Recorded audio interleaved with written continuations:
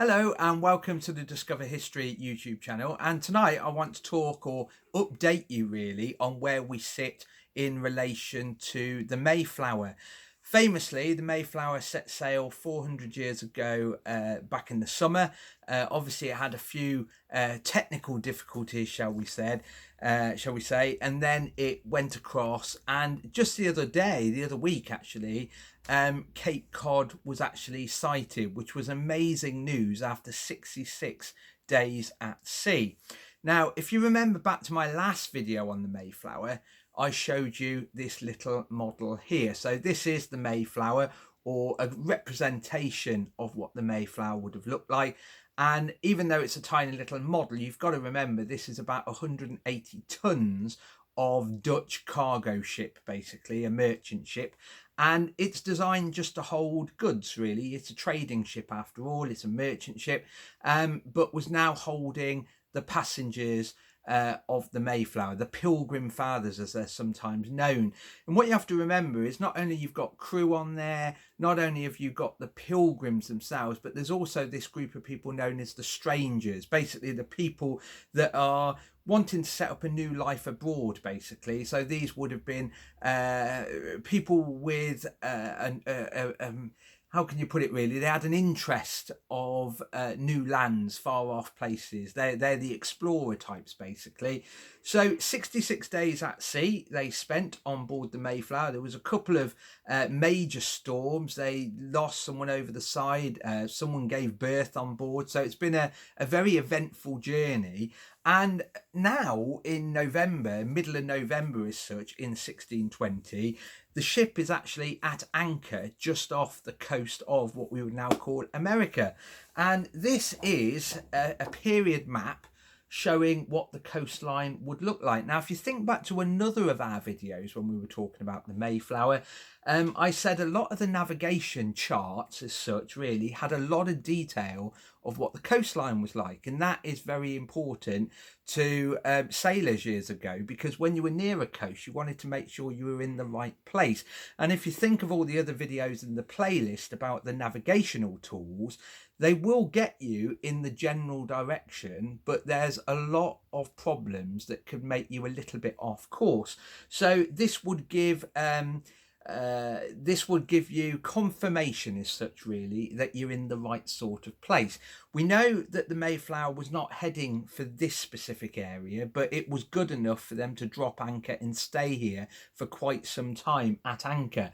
And as you can see on here, you've got, for example, all the little rivers and creeks marked on, and they would have been explored by the earlier explorers, because what you have to remember, the Mayflower is not the first people to actually get to America. And nearby, or shall we say in America, is the Jamestown colony as well. So some of these areas have been explored, and we also know that a lot of the fishermen had actually got over here and often repaired nets and took on supplies in this general area. So Westerners had seen this area before. And you've also got marked in here the important things like hills and woods. And we know some of these are very well represented. I know looking at the area that they were in, some people would recognize these hills. So they are actually quite detailed, even though now in modern standards that looks unbelievably basic. So here we have Cape Cod coming down here, and at the moment the Mayflower, this 180-ton merchant ship, Dutch merchant ship, is at anchor with all the pilgrims on board. So this video really is just updating you to where we are, because we're going to follow the story even into next year, because famously 1620 is the year the Mayflower sailed, and famously all of next year the Mayflower pilgrims, as such the Pilgrim Fathers, are trying to gain a foothold, and there are endless problems. And I'm not going to spoil the story. There are endless problems, and famously in the end it's the native people from America that actually assist these Westerners in a way. And that's why you get things like the Thanksgiving, which is coming up in America over the next couple of weeks or something like that. I know it's at the end of November really. So these two characters managed to get the Mayflower across the Atlantic Ocean. So we have John Clark here. He's the pilot, remember, so he's the chief navigator. Like I said, these are just representations of these characters, mainly from descriptions. And then we've got Captain Christopher Jones. And like I said, they do look similar, as a lot of these pictures do show. It's not just a fashion thing, but we don't have a full painting of all the pilgrims. But saying that, famously for Worcestershire, we do have Edward Winslow, who's also on that ship just off the coast of America, who's put up with the long journey, the bad food, the damp atmosphere, the dangers of storms. And interestingly, he is the only member of the Pilgrim Fathers to actually have a painting of himself in life done. So it's another amazing link that we have to Worcestershire. And for those that have not watched the other videos, what you have to remember is Edward Winslow was born into a wealthy salt merchant family down at Droitwich, moved to Worcester for his education at the King's School, and then became a printer's apprentice, got involved in the separatist movement, went over to Holland, and then eventually came back to Britain temporarily before the major voyage across the Atlantic. But what you also have to know is on board is Miles Cavendish, who is technically the weapons expert, the gunnery expert, and also the security guard, shall we call him, really, on board the ship. And he, when the ship was at anchor, already started to discuss about unloading, where they're going to settle in particular. Do they need to travel a bit further along the coast? Do they need to go up one of the rivers or the creeks? And he is more concerned really about the native people of the land. And obviously over the next few weeks, 400 years ago, there were a few sightings, and at one point they do actually hear some sort of commotion on the shoreline, probably between two native tribes, because what you have to remember, very much like Britain before the Romans come along really, most of these tribes are tribal kingdoms, so they were often fighting for supremacy of the area, especially when it came to fishing rights, and also woodlands, rivers, and obviously the furs from the animals that are in these woodlands. So he's actually more concerned about getting on the shore and defending any settlement that they actually put in. So he knows how to remove the guns from the Mayflower, bring those ashore, and obviously make sure the gunpowder's good, the armour's good, the swords are nice and clean,